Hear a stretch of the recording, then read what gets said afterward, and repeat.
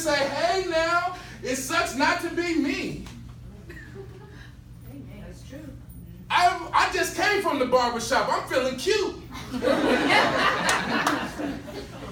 And what does that do? You are not just doing somebody's outside, you change how they feel on the inside. And there are 3 curriculums to success, and I'm going to share it with y'all. Y'all with me right now? Yeah. 3 curriculums to success for you to maintain and develop market share. That's what it's about. If you're in the business of feeding your children, you want to be a market leader, not a market follower. And what happens is so many times so many times things happen in our life, and we stop realizing how special we really are. I came here from Cali to let you know that you've got something special. You're a part of an industry that's growing at 3.6%, but because of you, that might be 6.8% in 3 to 5 years. Is there anybody that's in here because they love what they do? Raise their hand. And they good at the hustle. So when you love what you do, and you're good at actually interacting with people, building a business, teamwork, then you have the opportunity to do something special. But there are 3 curriculums to success. The first curriculum is the dream stage. Everybody say dream. Dream. Now this time I want you to visualize your dream. I want you to visualize what your dream is. What wakes you up in the morning? What inspired you? What gets you going? And this time, I want you to say dream with a smile on your face. Everybody say dream. Dream. Yes, back in the ancient times, because I was doing research for my book, I had the privilege of speaking at Harvard University, and I wanted to find out a little bit more about that dream thing. Back in ancient times, people would go to sleep and they would have these visions. Then they wake up and they didn't know what to call it. They called it dreams. It felt like it was a message from the gods or something. And so I figured, why all these years later, centuries later, do we call our highest ideals dreams? Why do we say that? Everyone, you know what I mean when I say dream, right? Just because your dreams keep you up in the middle of the night with a smile in your face. Your dreams keep you going even when the times are tough. You see, when you look in the mirror, you are not your flesh and bones. You are not your skin. You are not your social security number or your income, your tax bracket. No. You are. See, your dreams represent who you are. They are the data of your identity.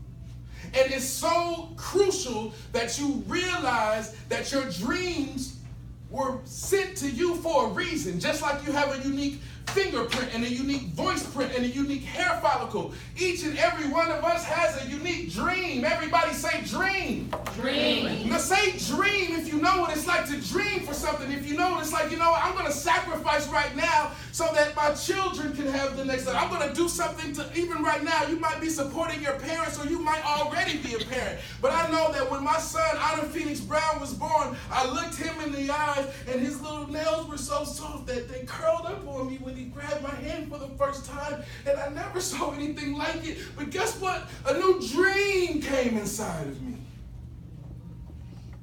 And I'm here today because I've got a dream. I want to inspire you to dominate your industry. I want you to get the biggest chunk of that 126 billion possible. And I don't want you to remember these red glasses. I want you to remember this moment right here. Because right now, you're in the dream phase. But there are lots of people that don't take the time to show up where you are. And they have no idea of the opportunities that they're missing out on. Because your industry will not be replaced by robots. They do not have that type of swag.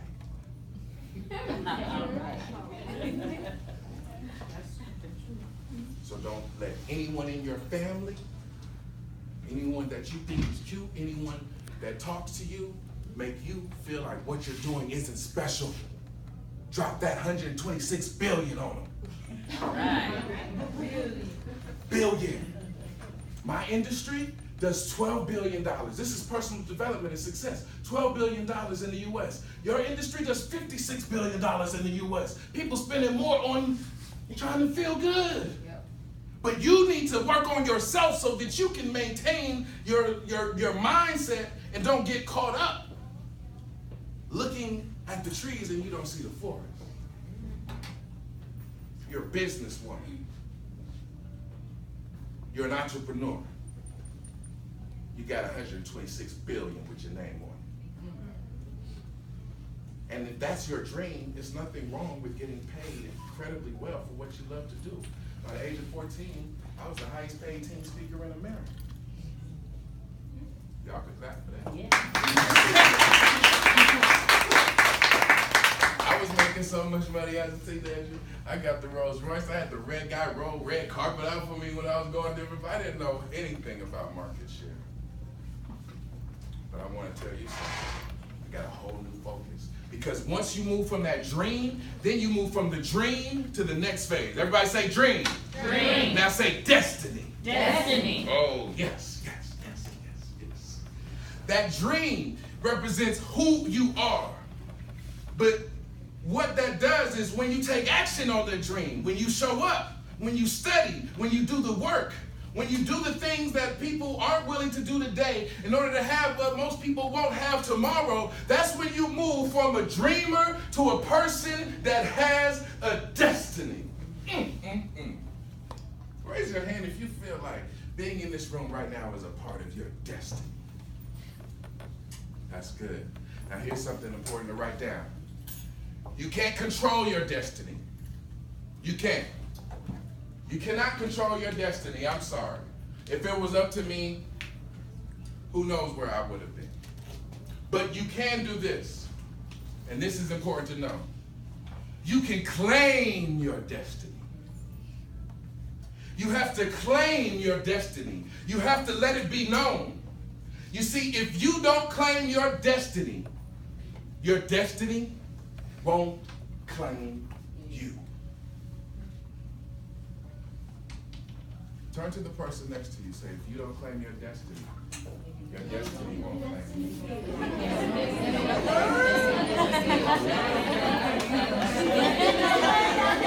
I saw her say that.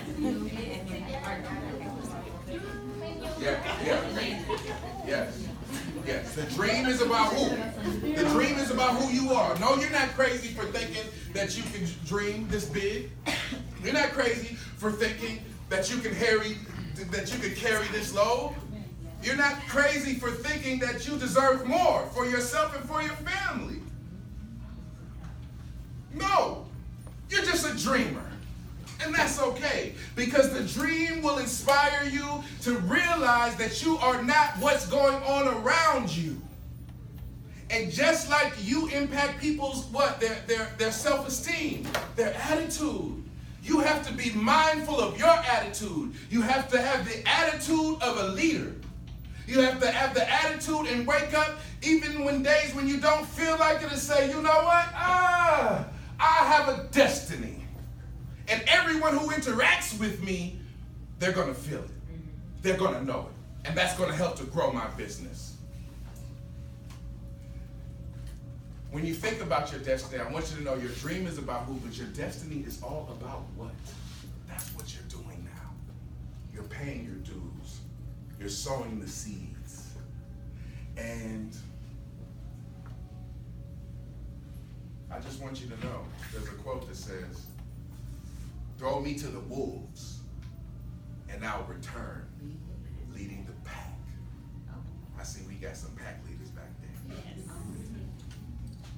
Here's something to remember. Why is it that most people get stuck in the dream phase and they never get to the destiny?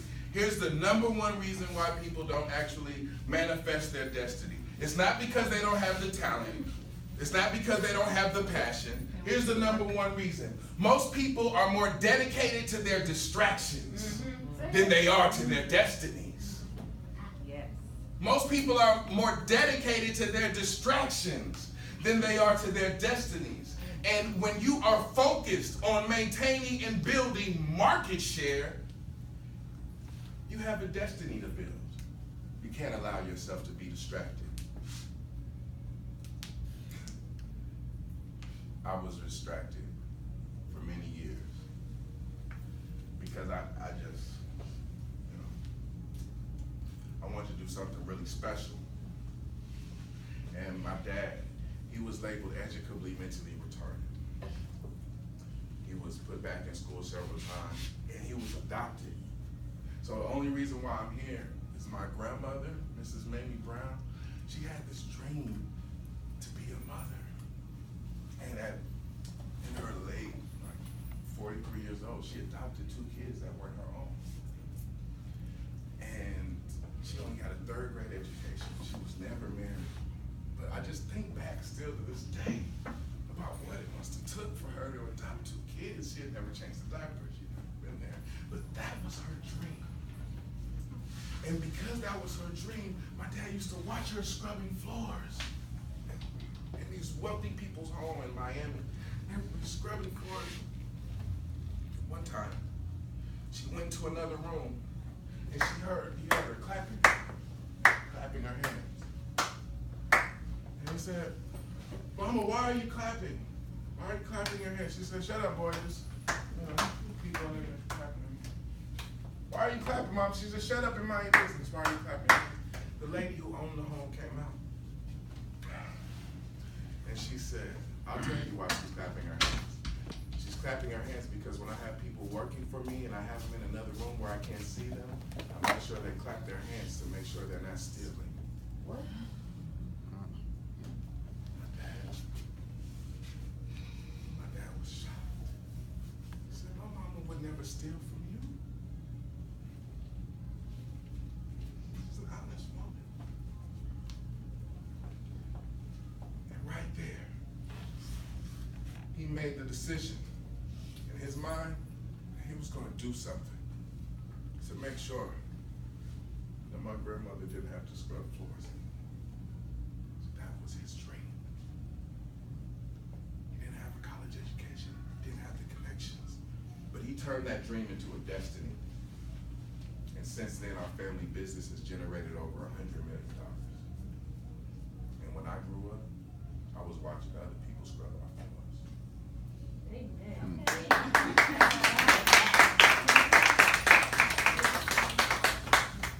The first time that I ever gave a speech was when I was 10 years old. And on my birthday, 1994, May 22nd, my grandmother, Mrs. Mamie Brown, she passed away from breast cancer.